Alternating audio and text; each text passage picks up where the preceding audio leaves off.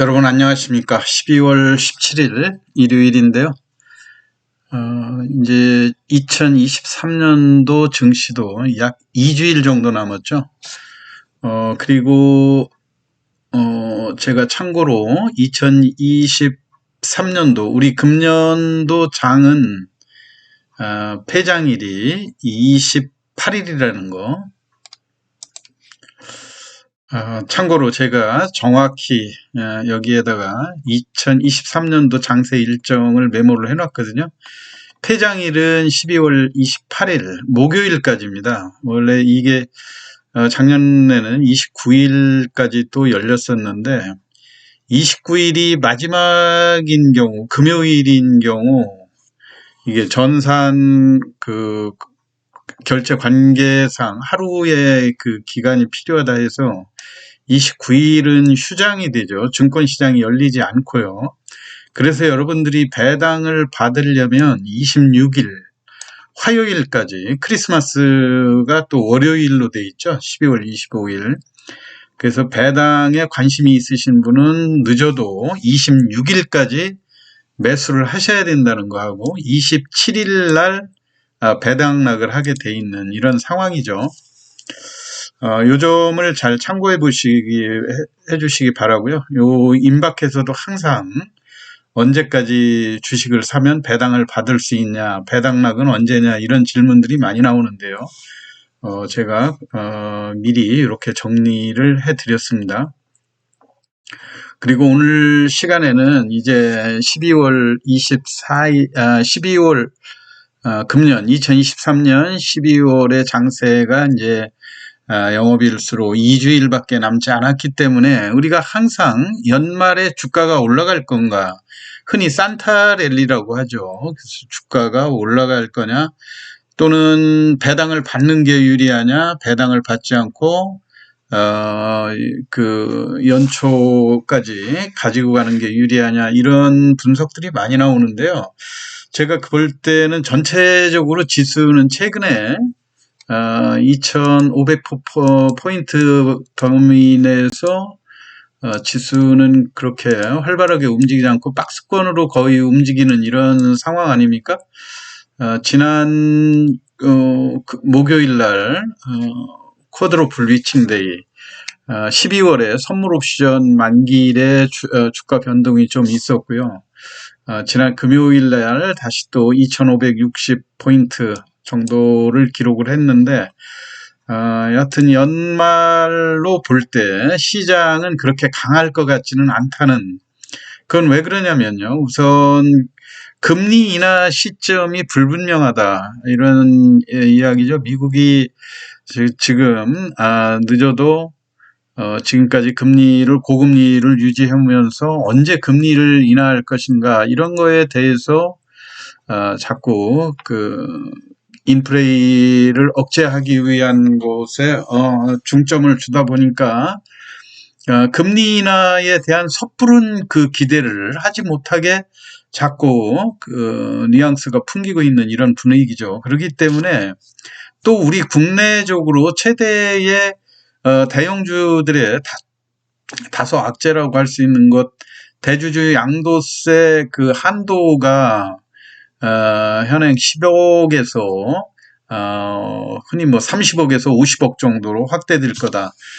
선거를 앞두고 여당도 반대할 수 없고 또 야당도 반대할 수 없고 이런 상황이어서 일부 대주주 양도세 과세 한도가 확대될 거라는 이런 기대감들이 있었는데 지난주에 재경부 기획재정부 장관이 검토하고 있지 않다 이렇게 확정적으로 단정적으로 이야기를 했죠. 물론 어느 정도 기대할 수도 있는 거긴 하지만은 그것 때문에 또 그 장관의 말을 듣고 미리 행동으로 옮겨서 매도한 그런 투자자들도 많이 있는 이런 상황 아닙니까? 그래서 증시에서 정부 정책의 일관성이라든가 이런 측면으로 본다면 그렇게 말을 해놓고 갑자기 또 뒤집기에도 쉽지 않을 거라 이런 생각이죠. 결국은 대주주 한도 확대는 사실상 기대하기 어렵다. 그렇기 때문에 시간이 갈수록 대형주들에 대한 매물, 특히 2차전지라든가 이런 쪽에 계좌에 평가이익이 많이 나 있는 이런 계좌들에서 매물을 덜어낼 가능성이 상당히 높다고 하는 측면에서 볼 때는 기존의 대형주 위주의 매매 패턴에서 신규 상장 중소형주의 그 매수세가 쏠리면서 의외로 그런 종목들이 공모가 대비해서 많이 올랐는데도 불구하고 매수세들이 계속 이어지는 이런 현상들이 나오고 있거든요. 그래서 오늘 제가 타이틀에서 얘기했다시피 LS 머티리얼즈라고 하는 종목, 이 LS 머티리얼즈가 그 지난 12월 12일 날 공모가 6,000원에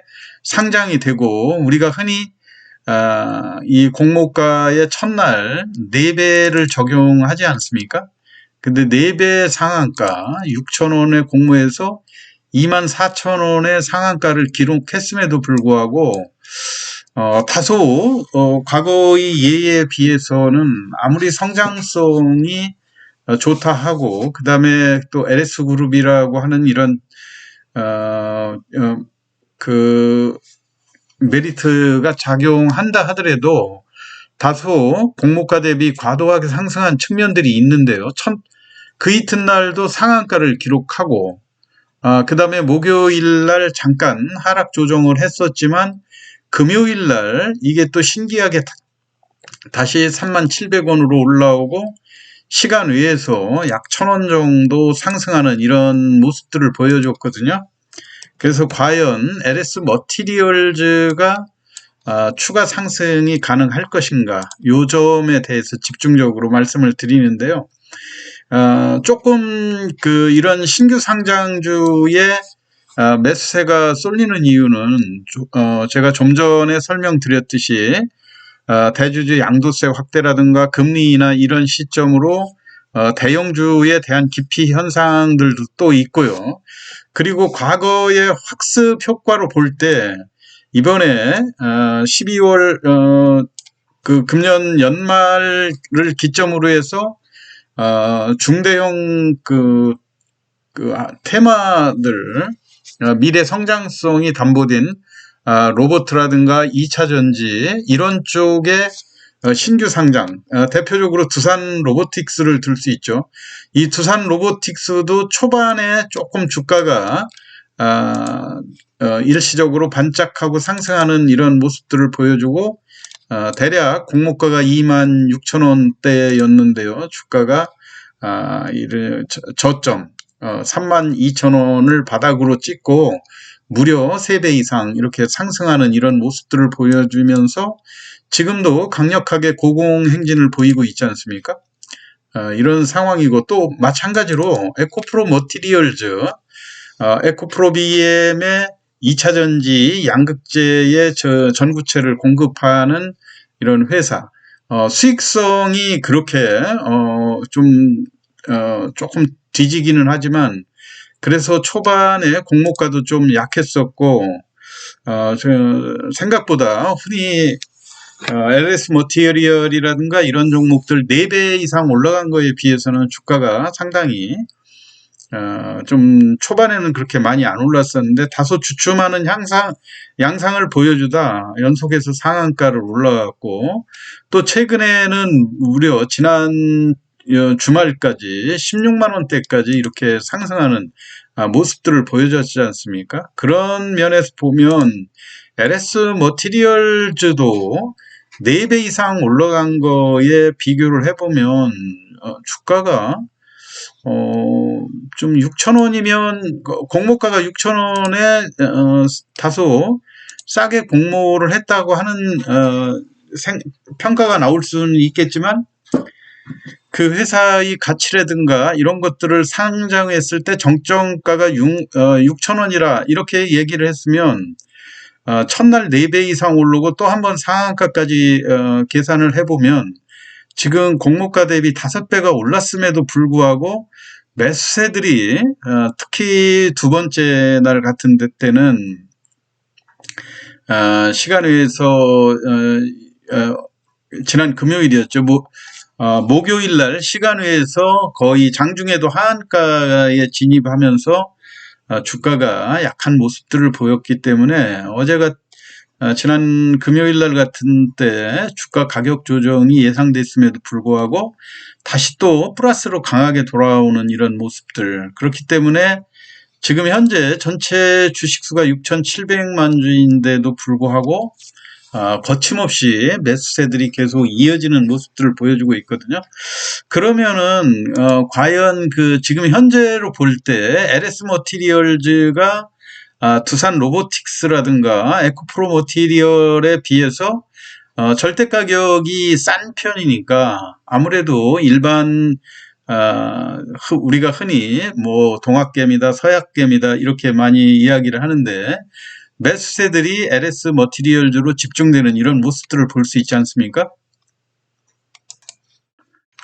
최근에 뭐 서학개미, 동학개미들의 주요 매수 중소형주를 보면 미국 시장에서도 빅테크 관련주 쪽으로는 오히려 순매수가 점차 줄어들고, 그러니까 우리로 말하면 삼성전자라든가 하이닉스 같이 많이 오른 이런 종목들을 매도해서 종목을 갈아타기를 한다는 그런 모습들을 많이 볼 수가 있죠. 그래서 미국 시장에서도 대형주보다는 중소형주 쪽으로 이렇게 쓸리는 모습을 볼 수가 있고, 그리고 우리 동학개미들도 LS 머티리얼즈 쪽에 3,381억을 매수를 했다, 이런 기사들이 나와 있죠. 그러면 그 LS 머티리얼즈의 우리가 흔히 울트라 커패시티라고 하는 얘기를 하는데요. 울트라 커패시티라고 하는 거는 중대형 에너지 저장 장치다, 이렇게 볼 수 있는 거거든요. 그런데 이거의 성장성이 여러분들 가장 쉬운 예로 우리가 핸드폰 이 충전을 할 때 핸드폰 자체의 충전으로 부족하니까 충전 보조 장치라는 걸 많이 쓰지 않습니까? 거기에 저장을 해놓고 다시 또 밖에 나갔을 때 그걸로 보조 장치로 쓰듯이, 지금 현재 그 커패시티 쪽도 이 2차전지 배터리를 충분히 보조하고 대체제로 성장성이 점차 입증되고 있다, 이런 얘기예요. 그래서 지금 현재 시장이 급격히 커지는, 물론 저 2차전지의 그 리튬 배터리만큼 그 시장이 커지지는 않지만 그 성장 속도가 해마다 급격히 성장되는 그런 상황 아닙니까? 그리고 충분히 이 울트라 커패시티 같은 경우도 2차전지 배터리를 보조하고 대체제로 사용할 수 있다, 이런 것들이 입증이 되고 있거든요. 왜냐면은 여러분들이 그 울트라 커패시티 같은 경우 전체적으로 순간적인 에너지를 내는 데는 상당히 효능이 있는 거로 나와 있어요. 그래서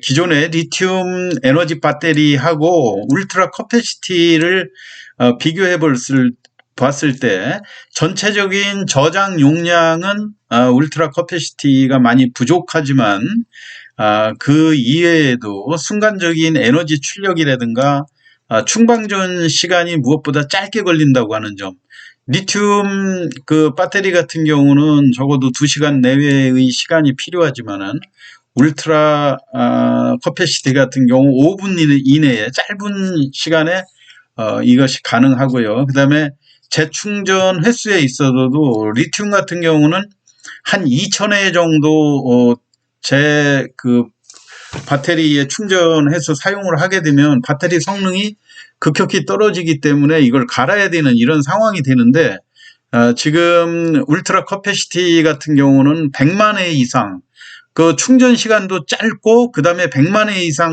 이 사용이 가능하다 하면은 거의 무한정으로 사용한다는 그런 이야기들이 나오지 않습니까? 그렇기 때문에 향후의 성장성에서 볼 때 LS 머티리얼즈의 시장 이 성장 가능성이 상당히 높다고 하는 이런 측면에서 전체적으로 보면 기존에 그 상장됐던 가격들, 두산 로보틱스가 26,000원에서 지금 94,000원까지 한 4배 가까이 올라오기는 했지만 절대적인 가격에서 LS 머티리얼즈는 3만원대 머물러 있기 때문에 일반 앞에서 제가 드린 그 동학개미들이 시장의 매수세를 그 강하게 자신감을 가지고 매수에 참여하고 있는 것이 아닌가 이런 생각이 들어요. 그렇기 때문에